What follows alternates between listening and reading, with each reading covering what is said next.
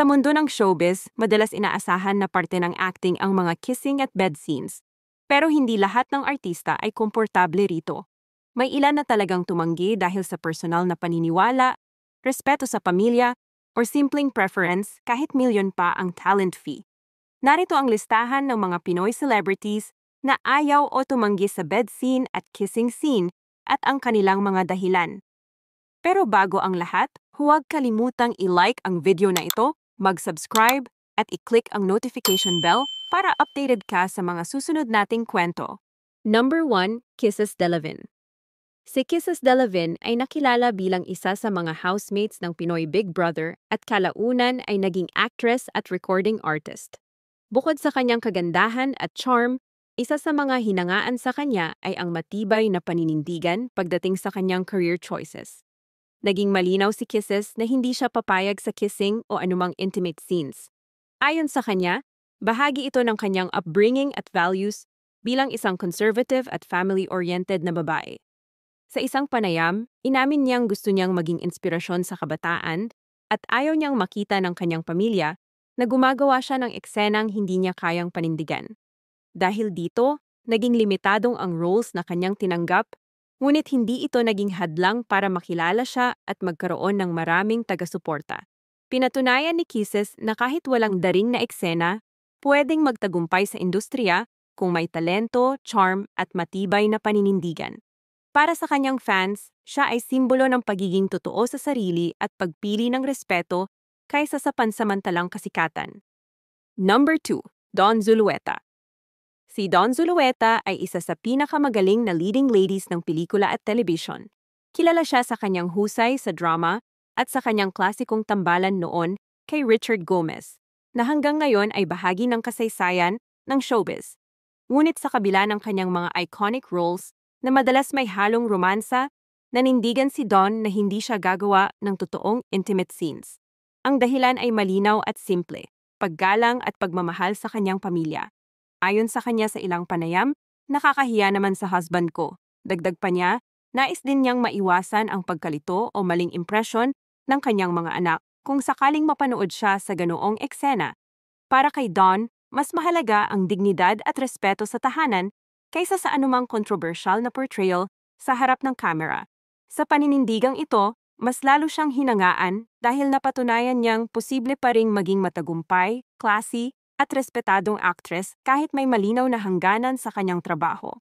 Number 3. Ira Mariano. Kilala bilang isa sa mga fresh at wholesome faces ng GMA Network, si Ira Mariano ay mabilis na nakilala sa kanyang natural na charm at husay sa pag-arte. Ngunit higit pa sa kanyang talento, mas nakilala siya dahil sa kanyang matibay na paninindigan pagdating sa mga eksena ng romansa. Sa isang panayam, tahasan niyang sinabi na hindi siya tatanggap ng kissing scenes hanggat hindi pa dumarating ang lalaking nakalaan para sa kanya. Ang malinaw niyang pahayag, not muna, not ever, until I find that person na ibibigay sa akin.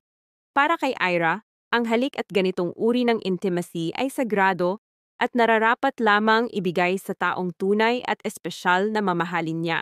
Sa murang edad at maagang yugto ng kanyang career, marami ang humanga sa kanya dahil hindi siya basta-basta nagpapatinag sa pressure ng industriya. Sa halip, ipinakita niya na posible pa ring magtagumpay at makilala bilang actress kahit may malinaw na limitasyon sa mga role na tinatanggap. Pinatunayan ni Ira na ang disiplina at paninindigan ay kayang maging pundasyon ng matatag na career sa showbiz. Number 4. Michelle Vito. Isa pang batang actress na ipinagmamalaki ang kanyang paninindigan ay si Michelle Vito. Bago pa man pumirma sa anumang proyekto, isa sa una niyang tinitingnan ay kung may kasamang kissing or bed scene ang script. Kung mayroon, automatic na tinatanggihan niya ang role. Tahasan niyang sinabi sa isang panayam, kung hindi ako happy at hindi ako komportable, hindi ko tatanggapin. Ang pagiging tapat niya sa sarili at sa kanyang paniniwala ay nagbigay sa kanya ng respeto mula sa maraming tagahanga.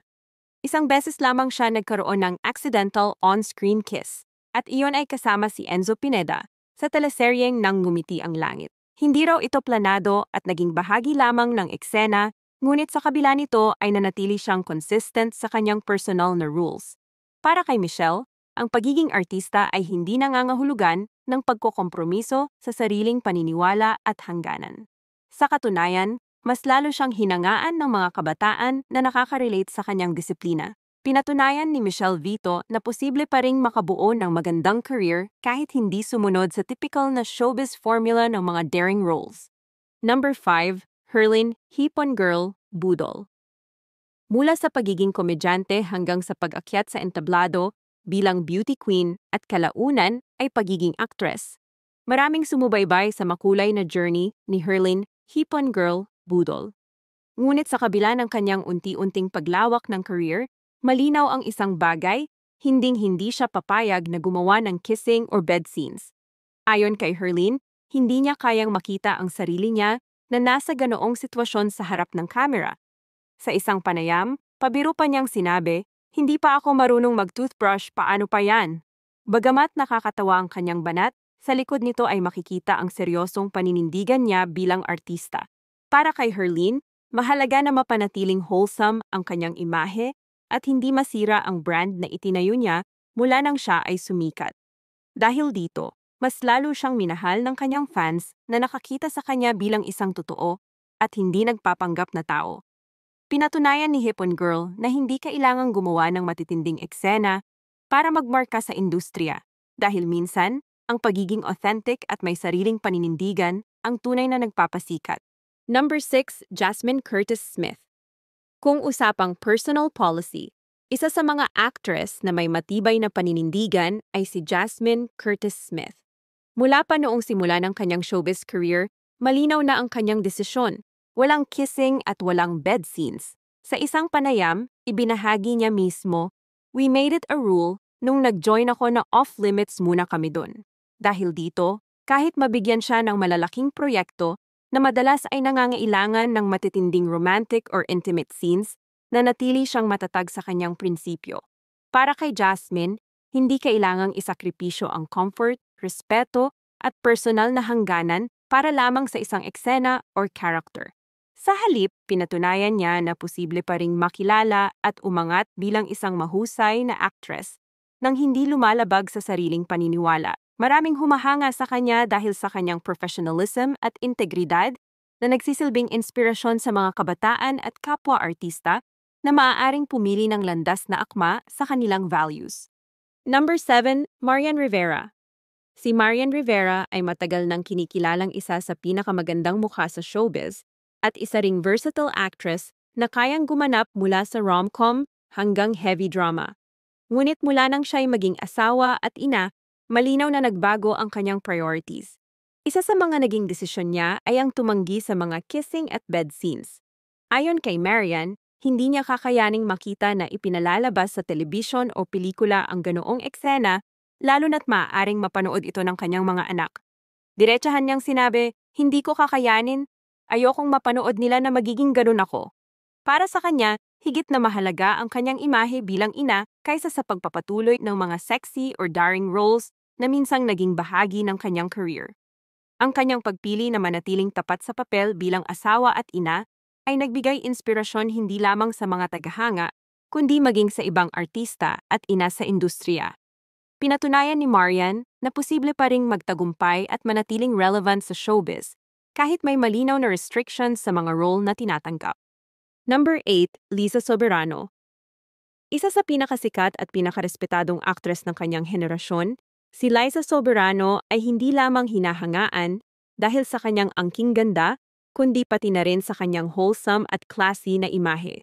Ayon mismo sa kanyang dating manager na si Ogie Diaz, matagal na ipinatupad ang malinaw na no kissing, no bed scenes policy para kay Liza, lalo na noong nagsisimula pa lang siya sa industriya. Ito ay ginawa hindi lang para maprotektahan ang kanyang career, kundi upang mapanatili rin ang kanyang malinis na reputasyon habang bata pa siya. Kahit na nakatanggap siya ng malalaking proyekto na kadalasan ay may romantic or daring na eksena, nanatiling consistent ang kanyang team sa pagpapatupad ng limitasyong ito. Sa kalaunan, habang siya ay nag-mature bilang artista, nagsimulang lumalim at mas maging challenging ang kanyang roles, pero sa mahabang panahon, ang kanyang walang intimate scenes policy ang nagsilbing trademark. Dahil dito, mas lalo siyang minahal ng kanyang mga tagahanga na nakakita sa kanya bilang isang halimbawa ng disiplina at integridad sa kabila ng matinding pressure ng showbiz. Number 9, Barbie Forteza. Si Barbie Forteza ay kilala bilang isa sa pinaka-versatile actresses ng kanyang henerasyon. Mula comedy hanggang heavy drama, hindi siya nauubusan ng husay sa pagganap. Ngunit pagdating sa mga kissing at intimate scenes, may sarili siyang paninindigan. Ayon sa mga fans at insiders, karamihan sa kanyang mga halikan sa pelikula at teleserye ay fake angles lamang at bihirang-bihira siyang pumayag sa totoong kissing scene.